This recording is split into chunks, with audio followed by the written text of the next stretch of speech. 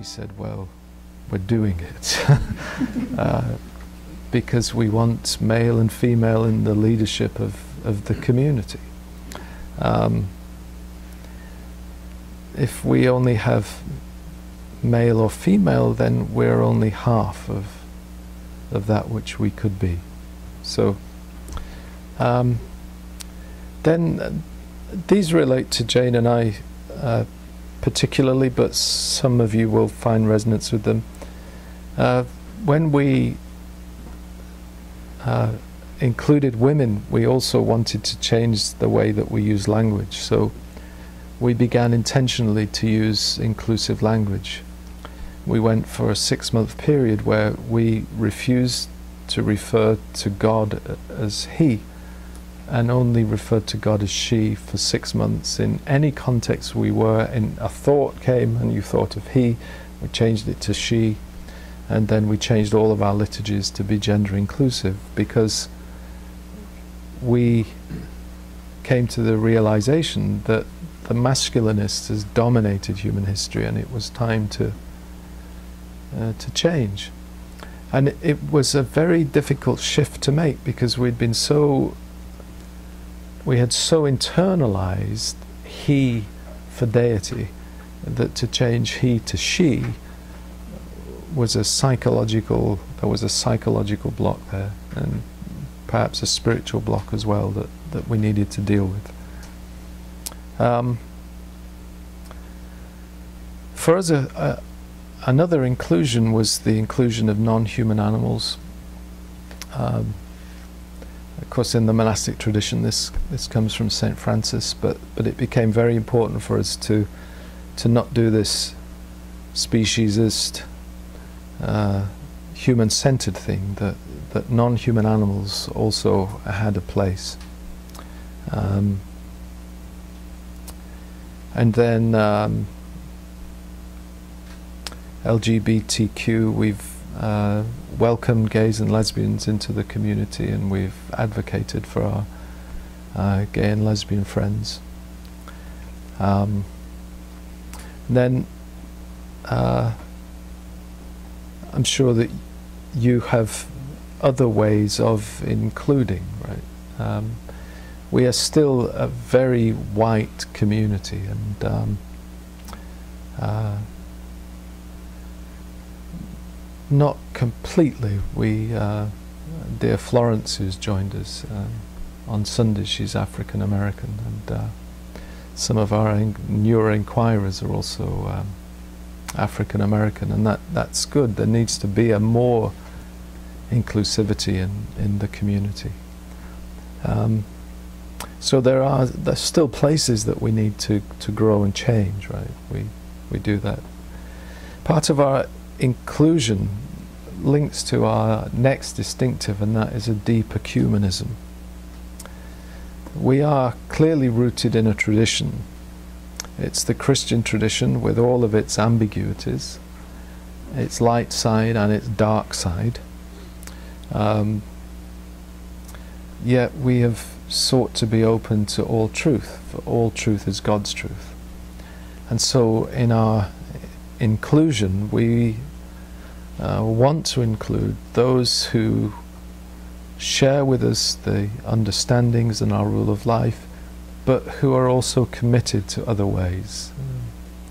And now in the community we have folk who are deeply committed to Buddhism, Hinduism, and Judaism, and Taoism, and that is all to the good. And that kind of deep ecumenism, that broad Catholic spirit is very important to us. The next distinctive that we have is ministry at the margins. What we have discovered over time is that those who exercise ministry are invariably exercising ministry in these ways toward the poor, the incarcerated, children who have been abused, women in patriarchal structures, the enemy through peacemaking, gay and lesbian advocacy, women's advocacy. Remember the other one of the other sessions talking about Jesus and the marginalized in his culture, the lepers, the tax collectors, the sex workers, the children, those who were at the margins. Jesus welcomed, embraced them, and the question is, what would that look like in our culture? And I think in the different ministries and different ways that you are all working out your calling, we are similarly finding that. The sixth distinctive that we have is Celtic spirituality, and that was one of the initial threads that we found that led us to new monasticism. Celtic spirituality was in many respects a marginal spirituality at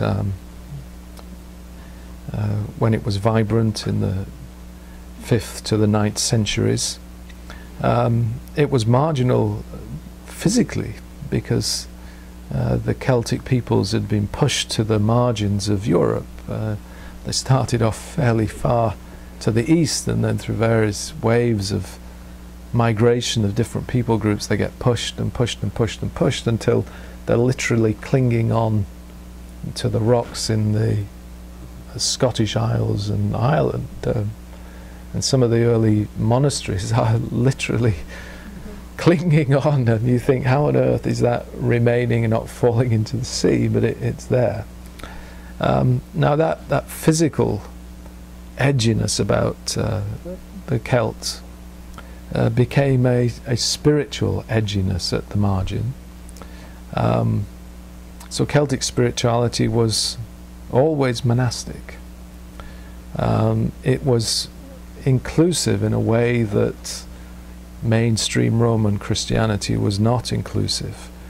There was this syncretism between the pagan roots of the Celtic peoples and the Christian ideas, and though some of the stories now are of antagonism, when you read Celtic spirituality and Celtic prayers, it's obvious that they imbibed a lot of their roots, their culture.